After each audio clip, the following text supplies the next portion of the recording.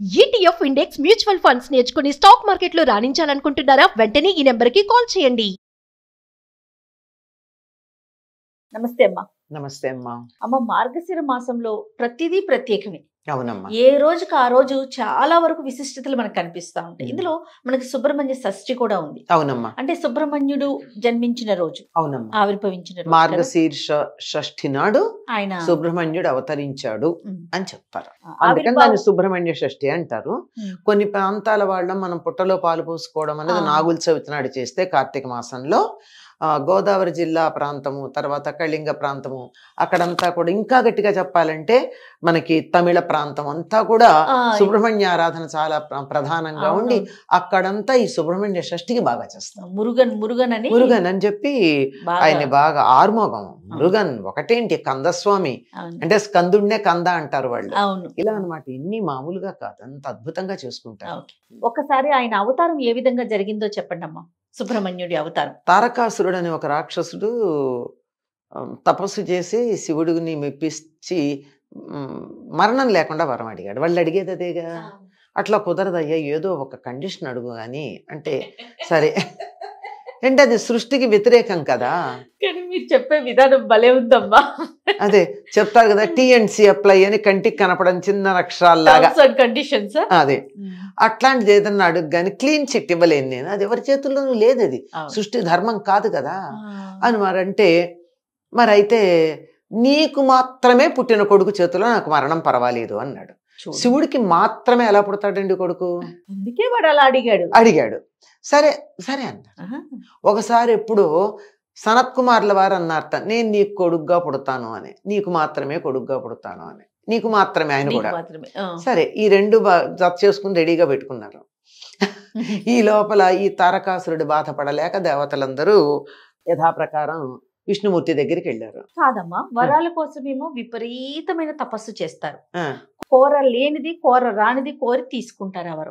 ఇంకా తీసుకున్న తర్వాత అంత విచ్చలవిడిగా ఎందుకు? అందుకే కదా వరాలు తీసుకునేది, విచ్చలవిడిగా ప్రవర్తిస్తే ఇబ్బంది లేకుండా ఉండడానికి. అలా ఉంటే వరం ఉంటే, ఇప్పుడు వరం లేదనుకో తప్పు చేస్తే శిక్ష పడుతుంది, వరం ఉందనుకో తప్పులు చేసుకుంటూ పోవచ్చు. అలా ఎగ్జంప్షన్స్ ఇస్తూనే ఉంటారు, ఎగ్జంప్షన్స్ అయిపోతుంది. అదనమాట వాళ్ళు చేసేది. మాకు చమత్కారంగా మా నాన్నగారు చెప్తూ ఉండేవారు, ఆ రోజుల్లో కాపీలు బాగా కొట్టేవారు. మా చిన్నతనంలో మా నాన్నగారు టీచర్ అనమాట. సన్న అక్షరాలు రాసుకొచ్చారు, ఇంత కాగితం మీద ఇంత ఆన్సర్ రాసుకొచ్చి చాలా కష్టపడి రకరకాల ప్రదేశాల్లో పెట్టుకుని తెచ్చేవారు. వాడిని లేపి మా నాన్నగారు ఒకటే అడిగేవారు, ఒరే ఇది రాయడానికి ఇది అరగంట పట్టింది కదా, అరగంట చదువుకుంటే వచ్చేది కదరా, ఎందుకు కష్టపడి రాసావు? రాసి వెళ్ళి అటు వెళ్ళి చూసుకోవచ్చు, ఒక అక్షరం రాసి భయంగా, దాని బదులు అరగంట నువ్వు కష్టపడి చదివేసుకుంటే అయిపోయేది కదా అని. అది లేదు, సింపుల్, అట్లా ఉంటుంది అన్నమాట. అయితే దేవతలందరూ అడిగితే అప్పటికి శివుడు కొడుకు చేతిలో తప్ప వాడు చావడు కదా, మరి ఎట్లా అంటే శివుడు తపస్సు చేసుకుంటున్నాడు. అప్పటికే దాక్షాయణి సతీదేవి యోగాగ్నిలో శరీరం వదిలేస్తే శివుడు తపస్సుకు వచ్చాడు. ఇది నాకు చాలా నచ్చే విషయం. భార్య పోతే తపస్సుకు వెళ్ళాడు కానీ మళ్ళీ పెళ్లి చేసుకోవడానికి సిద్ధపడలా. ఇది మనకి మన దేవతలను చూసి నేర్చుకోవాల్సిందే. అవునమ్మా. పైగా ఎక్కడ తపస్సు చేసుకుంటున్నాడు? హిమాలయాల దగ్గర. ఏం మేరు పర్వతం దగ్గర చేసుకోవచ్చు, కైలాసం దగ్గర చేసుకోవచ్చు, హిమాలయాల దగ్గర ఎందుకు చేసుకుంటున్నాడు? అక్కడ సతీదేవి పార్వతిగా పుట్టింది కనుక ఆకర్షణ అక్కడికి ఎలా వెళ్ళింది. శరీరాలు మారిన జీవాత్మల యొక్క ఆకర్షణ ఎలా ఉంటుందో ఇక్కడ మనం అర్థం చేసుకోవాలి. అది దాంపత్యం అంటే. అక్కడ తపస్సు చేసుకుంటూ ఉంటే ఆ తపస్సు భంగం చేస్తే గాని ఆయనకి మళ్ళీ బయటికి రాడు, ఆయన కొడుకు పుట్టడు, దేవతలకి రక్షణ జరగదు. సరే మన్మధుడిని పంపారు, వెళ్ళాడు. మన్మధుడు ప్రయత్నం చేశాడు కానీ మన్మధుడి ప్రయత్నానికి మన్మధుడే శరీరం పోగొట్టుకున్నాడు.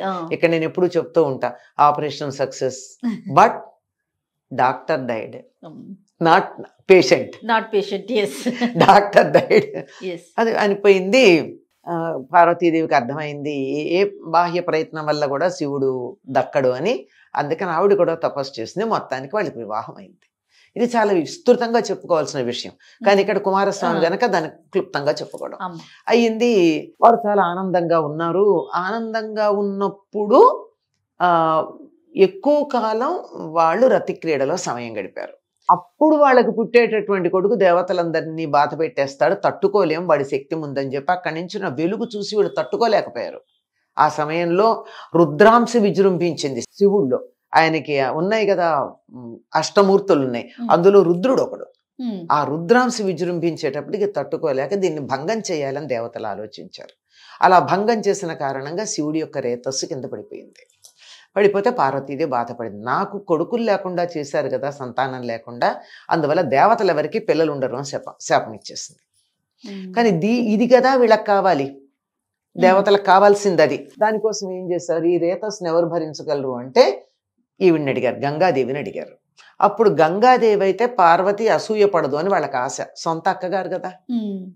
గంగలో దాన్ని వదిలితే గంగాదేవి కూడా తట్టుకోలేనంతగా ఉంటే దానికి సహకరించమని అగ్నినిను వాయువుని కోరుకున్నారు వాళ్ళక్కడ.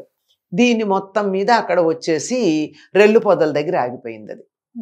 అప్పటికి ఆ పిండం ఎదిగి రెల్లు పొదల్లో ఒక బాలుడు ఏర్పడ్డాడు. ఇక్కడ ఈ వచ్చినప్పుడు ఈ అగ్నే చల్లబడిపోయింది, ఆ వేడికి తట్టుకోలేక. అగ్ని చల్లబడిపోయింది, తట్టుకోలేకపోయింది. అగ్నికి వాయువు తోడైతే కూడా వాళ్ళిద్దరు కలిస్తే కూడా అవలేదు.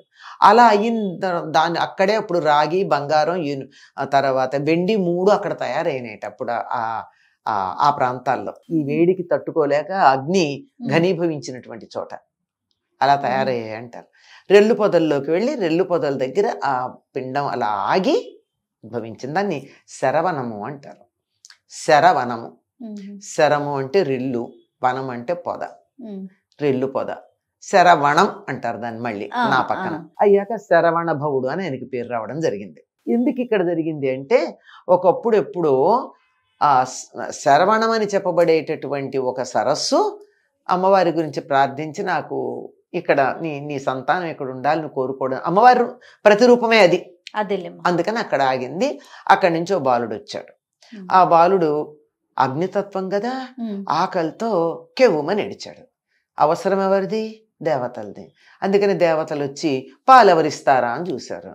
చూస్తే అక్కడ కృత్తికలు కనపడ్డారు. ఆ కృత్తికలను అడిగారు. అంటే వీడు సప్త ఋషుల్లో వశిష్ఠుడు తప్ప మిగిలిన 6 ఋషుల యొక్క భార్యలు. అడిగారు. ఇస్తాం కానీ పిల్లవాడు మా పేరు మీద ప్రఖ్యాతి పొందాలి అన్నారు. ఎవరి బిడ్డ అంటే మా బిడ్డను పాలిస్తాం, మా బిడ్డగా లోకంలో ప్రఖ్యాతి పొందాలి అన్నారు. సరేనన్నారు, దేవతలు అవసరం కదా. సరే ఆ పిల్లవాడి దగ్గరికి వెళ్ళి మా దగ్గర మేము ముందిస్తాం అని, మరి 6 కదా పెడితే ఆ పిల్లాడు ఏం చేశాడు, 6 ముఖాలు వేసుకుని ఒక్కసారి 6 దగ్గర పాలు తాగాడు. ఈ తాగడంతో చాలా పెద్దవాడైపోయాడు. పొద్దున పుట్టాడు, మధ్యాహ్నం పాలు తాగాడు, సాయంకాలానికి బయలుదేరాడు. దేవసేనకి ఆధిపత్యం ఇచ్చేశారు అతనికి. వెళ్ళి తారకాసుర సంహారానికి బయలుదేరాడు. వెళ్ళి సంహారం చేశాడు. ఈయనకి ఎన్ని పేర్లు, పార్వతి కొడుకు, శివుడు కొడుకు, రుద్రాంశుడు, తర్వాత ఆగ్నేయుడు అంటారు అగ్నింశతో ఉన్నవాడు, గాంగేయుడు గంగలో పుట్టాడు, శరవణభవుడు శరవణంలో పుట్టాడు, కార్తికేయుడు కృత్తికల వల్ల వాళ్ళ వల్ల పేరు పొందినటువంటి వాడు, 6 మొగం షణ్ముఖుడు 6 ముఖాలు కలిగినటువంటి వాడు, దేవసేనకి అధిపతి కనుక దేవసేనాపతి. మన శరీరంలో ఉండే వెన్నెముకని ఆశ్రయించుకుని ఉండేటటువంటి కుండలినికి అధిపతి కనుక వల్లీపతి. ఆయనకి పేర్లు ఎన్ని పేర్లు ఉన్నాయి. ఈయన పుట్టినటువంటి రోజు మార్గశిర శుద్ధ షష్ఠి ఆయనకి సంబంధించింది. వృత్తాలు ఎన్నున్నాయో ఒక్కొక్క ఘట్టం తెలియజెప్పేటటువంటి క్షేత్రం తమిళనాడులో ఒక్కొక్క 6 క్షేత్రాలు, ఒక్కొక్కటి ఒక్కొక్క ఘట్టాన్ని జీవితానికి సంబంధించిన ఘట్టాలు చెప్తాయి. దీన్ని చాలా గొప్పగా తమిళనాడు గోదావరి తీర ప్రాంతం వాళ్ళు జరుపుకుంటారు సుబ్రహ్మణ్య షష్ఠిని.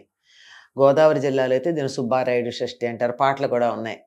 సుబ్బారాయుడు షష్ఠి, చూచి వద్దాను రండి, మా ఇంట్లో పెళ్ళి మళ్ళీ వద్దాను రండి అంటే అది పాటల్లో కూడా వచ్చేటంత రండి. సుబ్బారాయుడు షష్ఠి ఎంత జాతర జరుపుతారంటే మామూలుగా కాదు.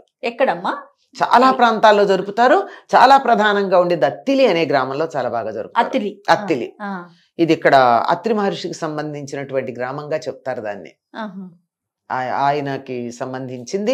అక్కడ స్వయంభూగా ఉన్నాడు. అక్కడ చెట్టు మొదట్లో ఆయనకి దేవాలయం కట్టారు. సుబ్రహ్మణ్య స్వామి దేవాలయం ఉంటుంది. 3 రోజుల పాటు అద్భుతంగా వేడుకలు జరుపుతారు, ఉత్సవాలు జరుపుతారు. ముందు రోజు, తర్వాత సుబ్రహ్మణ్య షష్ఠి తెల్లవారుజాము నుంచి జరుపుతారు. ఇంకా సాయంకాలం అయ్యేటప్పటికి ఊరేగింపు ఉంటుంది. సాయంకాలం దీపాలు పెట్టాక ఎప్పుడు 6:30, 7, 8 ప్రాంతాలు బయలుదేరతారు. తెల్లవారేదాకా ఊళ్ళో తిరుగుతుంది ఆ ఊరేగింపు. ఈ ఊరేగింపులో వచ్చేటటువంటి అసలు విశేషాలు అన్నీ కాదు. వేద పండితులైనా, పాటలు పాడేవాళ్ళైనా, కోలాటాలైనా, బుట్టబొమ్మలైనా, నాటకాలైనా, రకరకాల నాటకాలు వేషాలు వేసుకుని తిరుగుతూ ఉంటారు. ఎక్కడ ఆగితే అక్కడ ఒక ఇంటి ముందు ఆగి వాళ్ళు ఒక ఘట్టం ప్రదర్శిస్తారు ప్రముఖుల ఇళ్ల ముందు. అసలు చెప్పలేని తెల్లవారేదాకా జరుగుతుంది.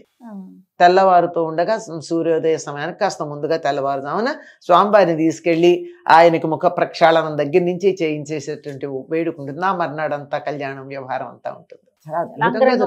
అసలు చెప్పలేము ఎంత పెద్ద జాతర ఉంటుందో చెప్పలేము. అందరూ కూడా ఎన్నెన్ని చుట్టుపక్కల గ్రామాల నుంచి అలా ప్రవాహంలాగా, వరద ప్రవాహంలాగా జనాలు వస్తూ ఉంటారు. ఇంకా పెట్టేటటువంటి కొట్లైనా అవన్నీ మనకి తిరణాలంటారే, అట్లా రకరకాలం అన్నమాట. ఇంకా అసలు చెప్పలేము. అదంతా గ్రామం అంతా నిండిపోతుంది. చెరువు ఊర్దు నుంచి ఆ చుట్టుపక్కలంతా కూడా ఫుల్, మామూలుగా ఉండదు. అంత అద్భుతంగా జరుగుతుంది. ఇలాగే అంత కాకపోయినా ఇంతో అంతో ప్రతి గ్రామంలోనూ కూడా సుబ్రహ్మణ్య షష్ఠికి సంబంధించినటువంటి వేడుకలు జరుగుతాయమ్మా. సాధారణంగా మనము అంటే ఇంట్లో ఏమన్నా ప్రత్యేకమైన పూజా విధానం పాటిస్తారమ్మా? ఆ రోజు మాత్రం సాధారణంగా నాగుల చవితి నాడు పాటించే నియమాలే చాలా మంది పాటిస్తారమ్మా. ఇంత వేడుకలు చేసుకోకపోయినా సుబ్రహ్మణ్య షష్ఠి నాడు కూడా, ఒకవేళ నాగుల చవితి నాడు పుట్టలో పాలు పోసుకోవడానికి వీలు కుదరకపోవచ్చు కొంతమందికి, మరీ నియమాలు పాటిస్తాం కదా, ఆచారం పాటించాలి కదా. మిగిలిన వాటికి చూసే చూడనట్టు ఊరుకున్నా దీనికి చేయకపోతే బ్రహ్మాండంగా అక్కడిక్కడ ఫలితం కనపడుతూ ఉంటుంది. అందువల్ల ఏ చిన్న తేడా వచ్చినా చెయ్యరప్పుడు. చేయకుండా సుబ్రహ్మణ్య షష్ఠి నాడు పుట్టలో పాలు పోసుకుంటారు. అవే నియమాలు పాటిస్తారు. చలిమిడి, చిమ్మిరి లాంటివి తింటూ వండిన పదార్థాలు తినకుండా ఉండడం లాంటివి చేస్తారు. కొంతమంది తినరు. కానీ కొంతమంది ఏం చేస్తారంటే పగలల్లో ఉపవాసం ఉండి చీకటి పడ్డాక ఇంకా ఆయన పుట్టలోకి వెళ్ళిపోతాడు కదా, అందుకని అప్పుడు చీకటి పడిన తర్వాత ఇంకా ఆ రోజు దీపం కూడా పెట్టరు. సాయంత్రం పొద్దున్న దీపం పెడతారు. ఎందుకో తెలియదు, సాయంకాలం దీపాలు పెట్టే అలవాటు లేదు. నాగుల చవితి నాడు కానీ సుబ్రహ్మణ్య షష్ఠి నాడు కానీ పెట్టరు. అప్పుడు కొద్దిగా ఉప్పులు కారాలు లేని చప్పిడిది ఏదన్నా చేసుకుని తింటారు. ఒకవేళ తినే దాంట్లో కూడా ఏమీ దేన్ని తరిగ్గానే అలా లేకుండా చేస్తారనమాట. ఇది సర్పారాధన మనందరికీ చాలా ప్రధానం అమ్మ. ఎందుకంటే మనం అంతా కూడా నాగజాతికి చెందిన వాళ్ళంగా చెప్తూ ఉంటారు. చేత సర్పాలను ఆరాధించడం అన్నది మామూలుగా అయితే ఏది పాముల్ని, తేళ్లని అలా ఆరాధిస్తారు. వీళ్ళంతా చెట్లని పుట్టలని ఆరాధిస్తారు భారతీయులు, అనాగరికులు అంటారు. కానీ మన శరీరంలో ఉండే శుక్రధాతువుని ఆరాధించటానికి సింబాలిక్గా దీన్ని ఆరాధిస్తాం. నమస్తే.